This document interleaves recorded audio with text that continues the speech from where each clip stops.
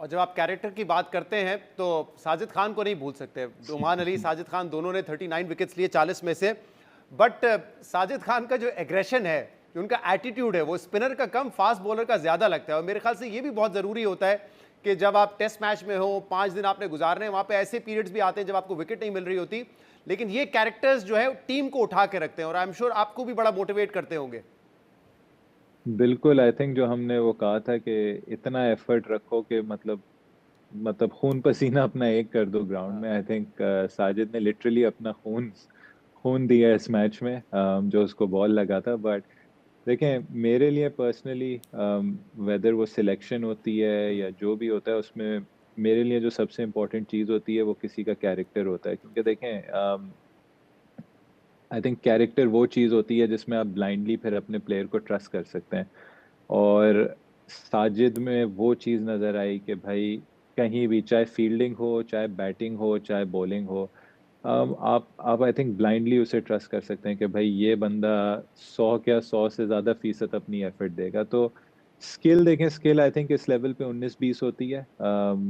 एक टीम को एक एक एक अच्छी टीम बनना, दुनिया में आपको कैरेक्टर्स चाहिए। और आई थिंक एम्फेसिस हमारी यही रही है कि हम ऐसे ही कैरेक्टर्स अपनी टीम में लाएं, जो जो किसी भी वक्त टीम के लिए कुछ भी करने को तैयार है। Two quick questions. वैसे तो अभी ऑब्वियसली टेस्ट सीरीज खत्म हुई है, आप सेलिब्रेट करेंगे, रिलैक्स करेंगे, लेकिन आपको पता है वो कैप्टन की जो थिंकिंग कैप होती है वो आपको डालनी पड़ेगी बहुत जल्द, और सोचना पड़ेगा आप साउथ अफ्रीका में जो 2 टेस्ट खेलने हैं, आपने कप्तानी करनी है, उसका कॉम्बिनेशन क्या होगा। कंडीशंस बहुत ज़्यादा डिफरेंट होंगी। फिर आपने सोचना है कौन सी रिसोर्सेज चाहिए आपको 20 विकेट साउथ अफ्रीका में लेने के लिए, वहाँ पे बैटर्स के लिए भी एक नया चैलेंज होगा। सो डू यू थिंक इतने रिसोर्सेज हैं, या आपको लगता है कि वक्त चाहिए डेवलप करने के लिए, और क्या इसी कॉम्बिनेशन को वहाँ कंटिन्यू किया जा सकेगा या कुछ चेंजेस होंगी फिर? नहीं, देखें, उसमें टाइम है, बट आई थिंक हम अपना होमवर्क प्रॉपरली करेंगे। हमने हमेशा किया। आई थिंक इस सीरीज में भी जो एक कॉन्शियस चीज़ थी मेरी तरफ से, मैंने हमेशा कोशिश की कि इसमें एक प्रॉपर होमवर्क करके जाऊं। इंग्लैंड इंडिया की सीरीज काफ़ी क्लोजली फॉलो की। उसकी जो फिल्म है, वो जो हमारे एनालिस्ट हैं उनके साथ बैठ के काफ़ी डिस्कशंस की। दूसरे लोगों से काफ़ी पूछा। देखें, अब क्रिकेट इतना एक एक ग्लोबल गेम बन गया है कि आप एडवाइस एडवाइस देने लेने के लिए बहुत सारे आपके पास अच्छे रिसोर्सेज अवेलेबल हैं। तो साउथ अफ्रीका भी कोई डिफरेंट नहीं होगा। फॉर्चुनेटली इनफ बहुत सारे ऐसे लोग हैं जो साउथ अफ्रीका पहले भी गए हुए हैं। हम लोग 2019 में गए थे टेस्ट सीरीज खेलने। हाँ। उसमें से बहुत लर्निंग्स थी। उसमें काफ़ी क्लोज भी टेस्ट मैचेस थे। जी, हम 3-0 ज़रूर हारे, बट उसमें काफ़ी इंकरेजिंग साइंस है। और जहाँ तक आपने बात की रिसोर्सेज की, रिसोर्सेज हैं पाकिस्तान क्रिकेट में, बस उसी की बात है किस तरीके से हम उन्हें बेस्ट यूटिलाइज कर सकते हैं। सही। और कहते हैं ना क्रिकेटिंग टर्म्स में या स्पोर्टिंग टर्म्स में कि कप्तान के लिए कुछ अच्छे हेडेक भी होते हैं, और उसमें वो होता है कि जब आपके पास ज़्यादा प्लेयर्स हो और आपको पता है कि अब मैंने किसको खिलाना है, वो सिनेरियो बेहतर है उससे कि जब आपके पास कोई प्लेयर्स ही ना हो। तो अब आप कैसे देखते हैं ये जो बड़े नाम थे, बाबर आजम, इनको अगर दोबारा प्लेइंग 11 में आना है, एक कामरान गुलाम ऑलरेडी परफॉर्म कर रहे हैं, तो ये परेशानी है आपके लिए, आप इसको ले रहे हैं कि हाँ it's a good headache to have?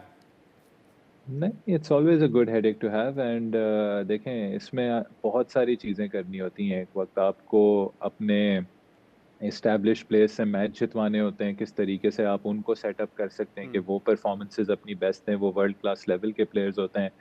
At the same time कुछ प्लेयर्स होते हैं जो आप चाहते हैं ग्रो करें इनटू वर्ल्ड क्लास प्लेयर्स, जो ऑलरेडी अच्छा कर रहे होते हैं टीम के लिए। जैसे हमने बात की, सऊद है, सलमान है, मतलब ये वो लोग हैं जो जिनमें वो क्वालिटी है उधर तक पहुंचने की। फिर थर्ड होते हैं आपकी इन्वेस्टमेंट्स होती हैं। हमारे पास काफ़ी इन्वेस्टमेंट्स भी आई हैं। हमने आमिर जमाल में इन्वेस्ट किया है।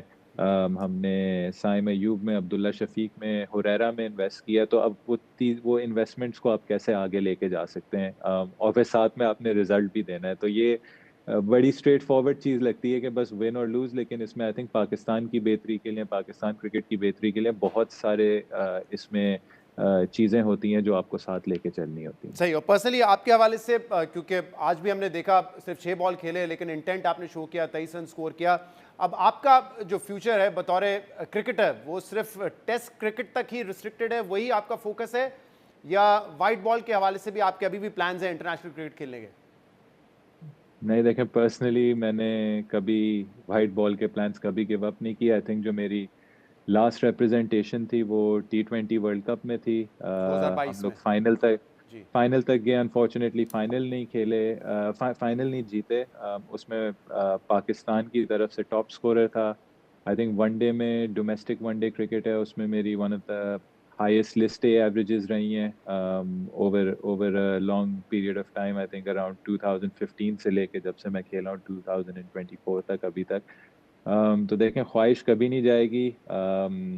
पीएसएल में अच्छी परफॉर्मेंसेस रही हैं। I think this was the first PSL जो जो डिसअपॉइंटिंग था, वरना बाकी पीएसएल्स में काफ़ी काफ़ी सक्सेसफुल कैंपेन्स रहे as a player and as a team. तो सही। देखें, फ़िटनेस हमेशा मैंने अपने आप को फ़िटनेस को प्रायोरिटी दी है, और हमेशा अपने गेम की कोशिश की है कि किस तरीके से गेम को बेहतर कर सकता हूँ, और हमेशा देखें मैं कोशिश करता हूँ मैं जाके डोमेस्टिक क्रिकेट खेलूँ, चाहे वो काउंटी क्रिकेट हो, चाहे वो पाकिस्तान की सही। डोमेस्टिक क्रिकेट हो।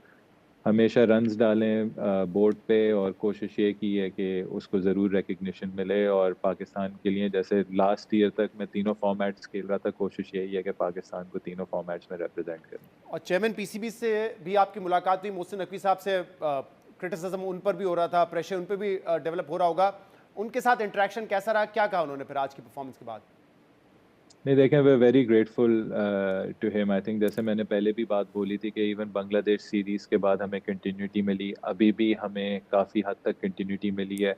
उन्होंने आई थिंक जितनी इन्वेस्टमेंट की है क्रिकेट में आके, आप ग्राउंड्स देख लें, ग्राउंड्स का स्ट्रक्चर देख लें, किस तरीके से ग्राउंड्स बन रहे हैं चैंपियंस ट्रॉफी के लिए, किस तरीके से चैंपियंस कप इस वक्त कराया। आई थिंक बहुत सारी चीज़ें अंडर द रेडार चली जाती हैं। चैंपियंस कप एक ऐसी चीज़ थी जिसमें डोमेस्टिक क्रिकेट में हमें एक्सपोजर थोड़ा सा as close to international cricket मिला, मतलब in terms of facilities, in terms of coaching staff.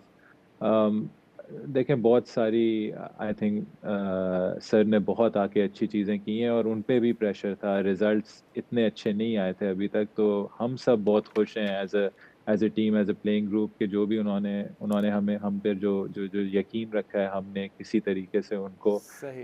वो ट्रस्ट थोड़ा लुटाया है। और आई होप कि वो जितना अच्छा काम कर रहे हैं वो करते रहें आगे।